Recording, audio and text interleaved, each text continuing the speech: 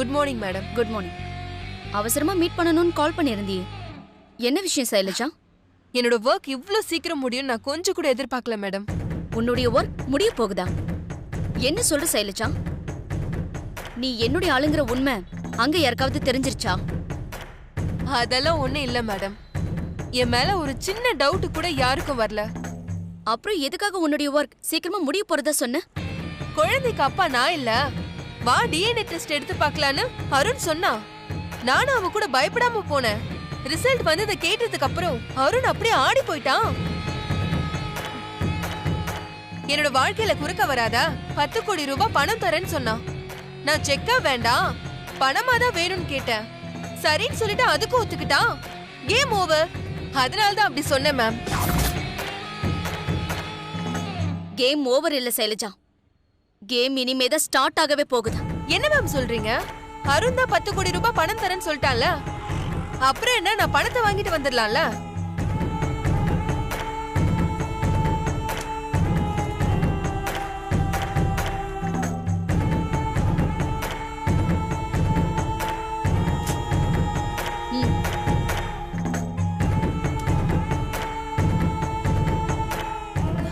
என்ன மேம், என் பேர்ல 15 கோடி ரூபாய்க்கு செக் போட்டிருக்கீங்க? எதுக்கு மேம்? அருண் கிட்ட இருந்து 10 கோடி ரூபாய் வாங்காம இருக்கிறதுக்காகவா? அருண் கொடுக்கற பணத்தையும் வாங்கிக்கும், இதையும் வச்சுக்கும். ரெண்டும் உனக்கு தான். இத நான் கொஞ்சம் கூட எதிர்பார்க்கல மேம். ரொம்ப சந்தோஷமா இருக்கு. Thank you ma'am, thank you so much.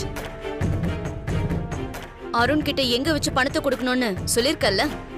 KK நகர் காஃபி ஷாப்ல வச்சுதான் பணம் கொடுக்கணும், அங்க வச்சுதான் நான் பணத்தை வாங்கிப்பேன்னு அருண் கிட்ட நான் கண்டிஷனா சொல்லிட்டேன் மேம். குட். அருண் காஃபி ஷாப்ல வச்சு உனக்கு 10 கோடி ரூபாய் கொடுக்கும்போது என்னோட ஆளை வச்சு நான் அத போட்டோ வீடியோ எல்லாம் எடுத்துருவேன். அகிலாண்டேஸ்வரி பிளானிங் கமிஷன்ல மெம்பர் ஆனது, டிவில பிளாஷ் நியூஸ் வந்துட்டு இருக்கிற அதே நேரத்துல அகிலாண்டேஸ்வரியின் 2வது மகன் அருண் இளம்பெண் வாழ்க்கையில் விளையாடிட்டு அத பணம் கொடுத்து மறைக்க பாக்குறாருன்னு நான் எடுத்த போட்டோ வீடியோ ஆதாரங்களோட பிரேக்கிங் நியூஸா டிவில வரும். டிவில வர நியூஸ பார்த்துட்டு அகிலாண்டேஸ்வரி கிட்ட பிளானிங் கமிஷன் மெம்பர் ஆனதுக்கு வாழ்த்து சொல்றவங்களை விட அந்த அருண் விஷயத்தை பத்தி விசாரிக்கிறவங்க தான் அதிகமா இருப்பாங்க. ஆதிக்கடவுர் அகிலாண்டேஸ்வரியோட குடும்ப மானம் சந்தி சிரிக்கும்.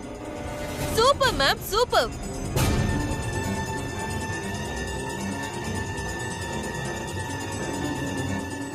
என்ன மேடம், செக்ல டேட் 2 நாள் தள்ளி போட்டிருக்கீங்க? என்னோட பிளான் எல்லாம் நல்லபடியா ஒர்க் அவுட் ஆனதுக்கு அப்புறம் தான் இந்த செக் பாஸ் ஆகும். அதுக்காக தான் 2 நாள் டேட் தள்ளி போட்டிருக்கேன். கண்டிப்பா உங்களோட பிளான் ஒர்க் அவுட் ஆகும் மேம். அப்ப நான் கிளம்புறேன் மேம். சைலஜா மேம், என் பிளான் நல்லபடியா முடியற வரைக்கும் நீ ரொம்ப கேர்ஃபுல்லா இருக்கணும். Okay ma'am.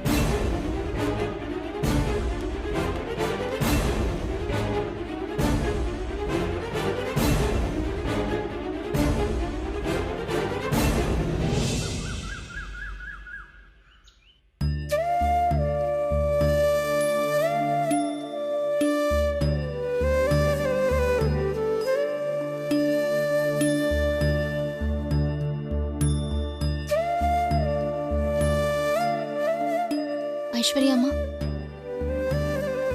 வா பார்வதி. இந்தாங்கம்மா ஜூஸ்.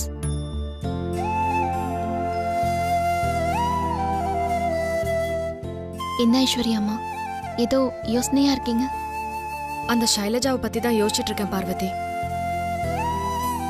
எவ்வளவோ பிரச்சனைகளுக்கு அப்புறம் அமைதியா போயிட்டு இருந்த என் குடும்ப வாழ்க்கையில புயலா வந்திருக்காளே.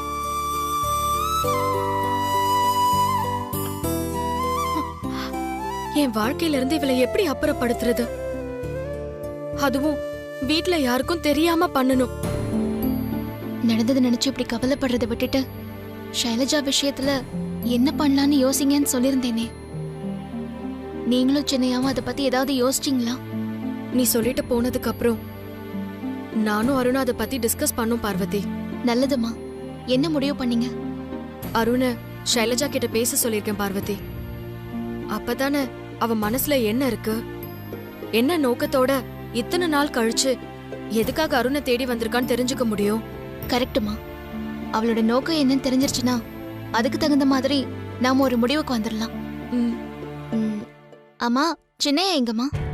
ஷைலஜாவை பார்த்து பேசிட்டு வரேன்னு போனாரு, இன்னும் வரல. அத பத்தி தான் யோசிச்சுட்டு இருந்தேன். சின்னையா நல்ல தகவலோட தான் வருவாரு. நீங்க ஜூஸ் குடிங்க. சின்னையா வந்துட்டாருமா.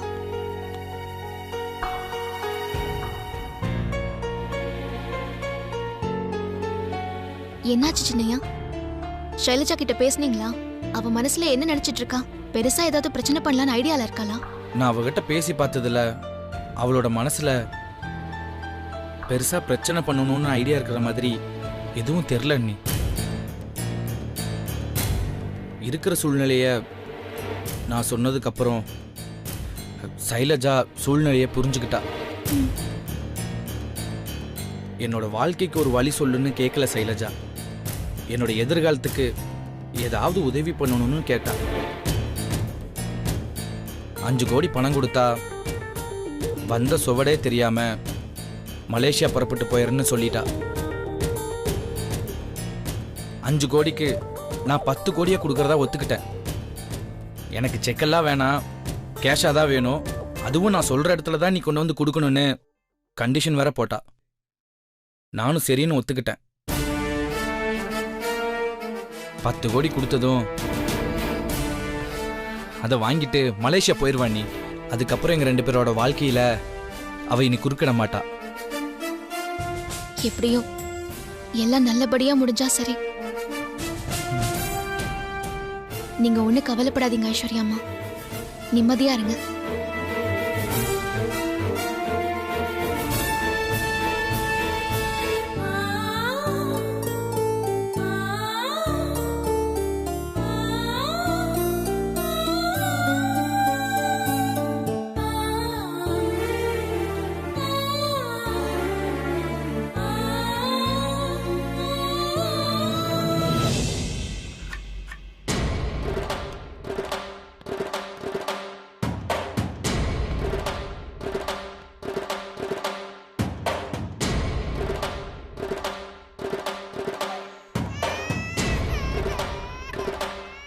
என்னடா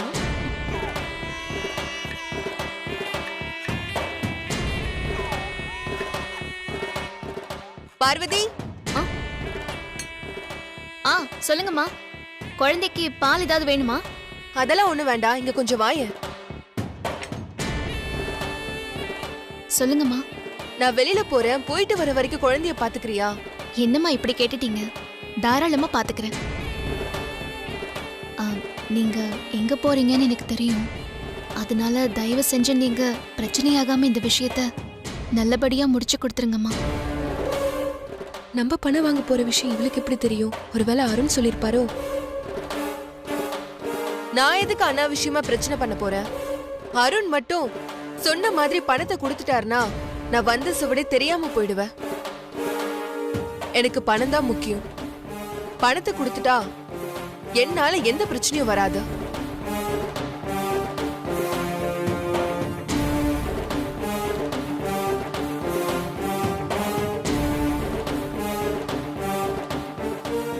என்ன இவ பணத்து மேலேயே குறியா இருக்கா? இதுல ஏதோ மர்மம் இருக்கு, நிச்சயமா கண்டுபிடிக்கணும்.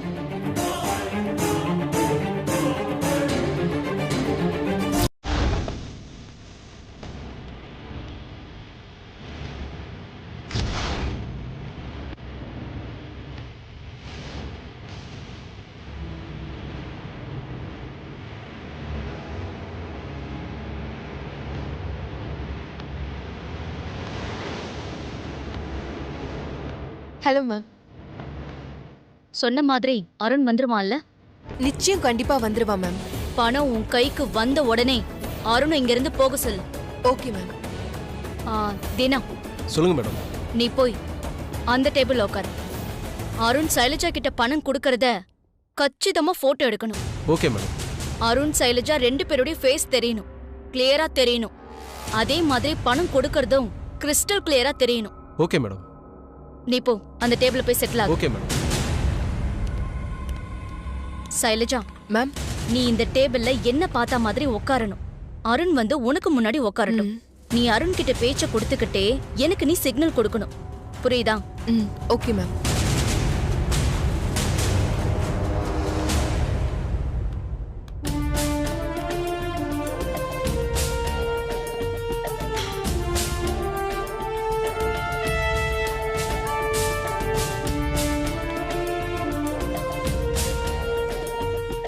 வா அருண், உட்காரு உட்காரு. உனக்காக தான் வெயிட் பண்ணிட்டு இருக்கேன். உட்காரு.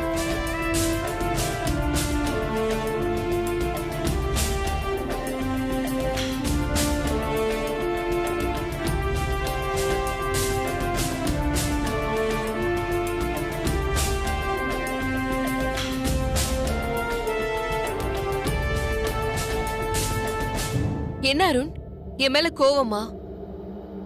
உனக்கு என் மேல கோவம் இருக்கதான் செய்யும். ஆனா இதை விட்ட வேற வழி தெரியல அருண். நீ குடுக்கற இந்த பணம் எனக்கு இல்ல, நம்ம குழந்தையோட எதிர்காலத்துக்கு தான். அத மனசுல வச்சுக்கோ.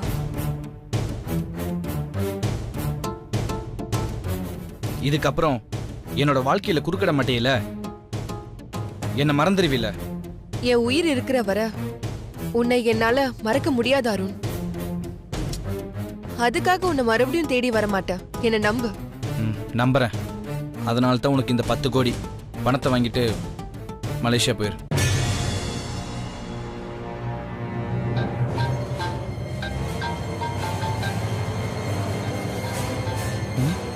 அண்ணி எதுக்காக இப்ப எனக்கு கால் பண்றாங்க? யாரு போன்ல? ஆபீஸ்ல இருந்து கால் பண்றாங்க. இரு, நான் போய் பேசிட்டு வந்துடுறேன்.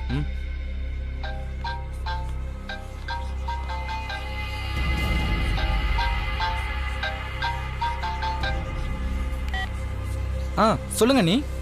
சிரியா, நீங்க இப்ப எங்க இருக்கீங்க?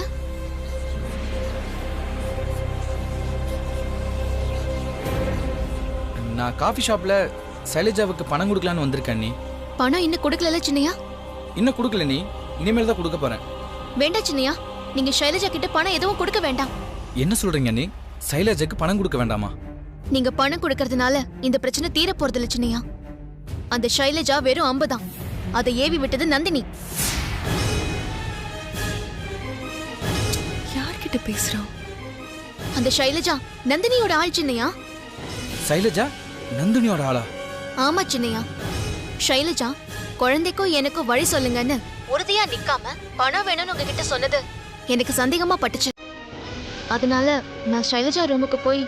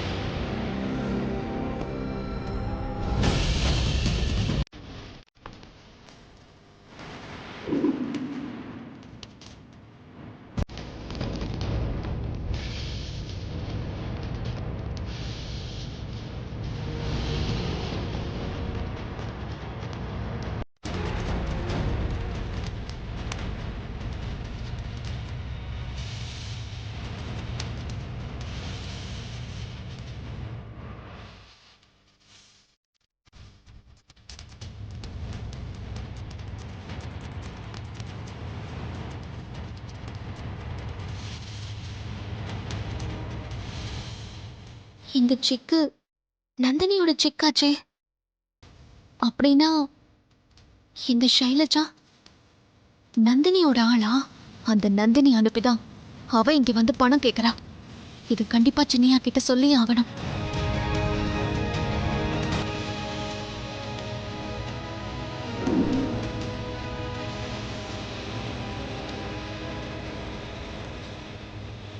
நந்தினி கையெழுத்து போட்ட 15 கோடி ரூபாய் செக்கு ஷைலஜா பெட்டியில இருக்குன்னா அப்போ ஷைலஜா பின்னாடி நந்தினி இருக்கான்னு அர்த்தம் சின்னையா?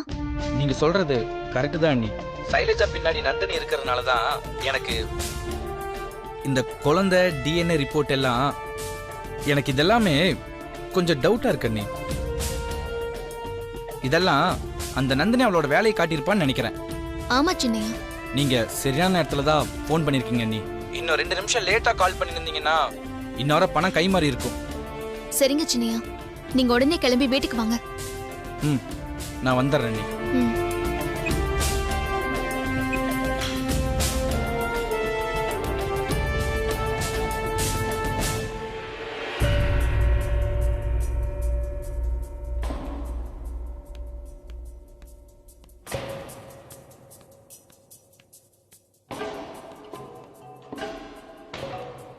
என்னாச்சு அருண்?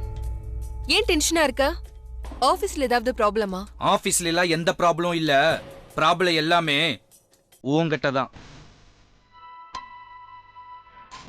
என்கிட்ட ப்ராப்ளமா? என்ன சொல்ற அருண்?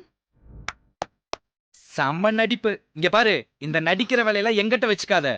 உன்னை யார் இப்படி கண்ட்ரோல் பண்றாங்கன்னு எனக்கு நல்லாவே தெரியும். என்ன அருண் திடீர்னு டென்ஷன் ஆகி பேசிக்கிட்டு இருக்கான்? ஃபோன் பேசிட்டு வந்ததுக்கு அப்புறம் தான் எப்படி டென்ஷன் ஆகுறான்? யார் ஃபோன் பண்ணிருப்பாங்க? இவ்வளவு நேரம் நல்லா தானே பேசிட்டு இருந்த. ஏதோ போன் வந்தது நீ பாட்டு கொளறிட்டு இருக்க. என்னை யாரும் கண்ட்ரோல் பண்ணல. யாராலையும் என்னை கண்ட்ரோல் பண்ண முடியாது. அதை ஃபர்ஸ்ட் புரிஞ்சுக்கோ. ஏய், உனக்கு பணம் வேணும்னு என்கிட்ட கேட்டிருந்தா உன் கூட பழகின தோசத்துக்கும் மூஞ்சில் தூக்கி எறிஞ்சிட்டு போயிருப்பண்டி. அதை விட்டுட்டு எங்க குடும்ப எதிரி நந்தினி கூட சேர்ந்துட்டு எங்க குடும்பத்துல குழப்பம் பண்ண பாக்குறியா? இங்க பாரு, ₹1 கொடுக்க மாட்டேன். நந்தினியா? அது யார் அருண்? ஏய், நீ நந்தினியோட ஆளுதாங்கிறதுக்கு என்கிட்ட ஆதாரம் இருக்கு. இனிமேலும் என்னை ஏமாத்திட்டு இருக்காத. ஏதோ ஒரு காலத்தில் உங்கள்கிட்ட நெருக்கமாக பழகினதுனால உன்னை சும்மா விட்டுட்டு போகிறேன். இல்லை, நடக்கிறதே வேற. அருண், என்னடி? என்ன அருண், பணம் கொடுக்குறேன்னு சமாதானம் பேசிட்டு இப்ப ஏமாத்த பாக்குறியா? என்னென்னவோ பொய்யான தேவையில்லாத காரணத்தை சொல்லிட்டு இருக்க. அதோட விளைவுகள் பயங்கரமா இருக்கும். ஒழுங்கு மரியாதையா நீ சொன்ன மாதிரி பணத்தை கொடுத்துரு. இங்கே பாரு, நான் உன்னை ஏமாத்த கிடையாது. நீ தான் என்ன ஏமாத்த பார்த்துருக்க. உன்னை பற்றின உண்மை தெரிஞ்சதுக்கு அப்புறம் உங்ககிட்ட பணத்தை தூக்கி கொடுக்குறக்கு நான் ஒன்றும் முட்டாள் கிடையாது. நீ சொன்னபடி இப்ப எனக்கு பணம் கொடுக்கலனா உன்னை பத்தின உண்மைய நான் மீடியாவை கூப்பிட்டு சொல்லிடுவேன் அருண். அதுக்கப்புறம் விளைவுகளுக்கு நீதான் பதில் சொல்லணும். ஏய், உன்னால் என்ன பண்ண முடியுமோ அதை பண்ணிக்க. அதை நான் ஃபேஸ் பண்ணிக்கிறேன். போடி.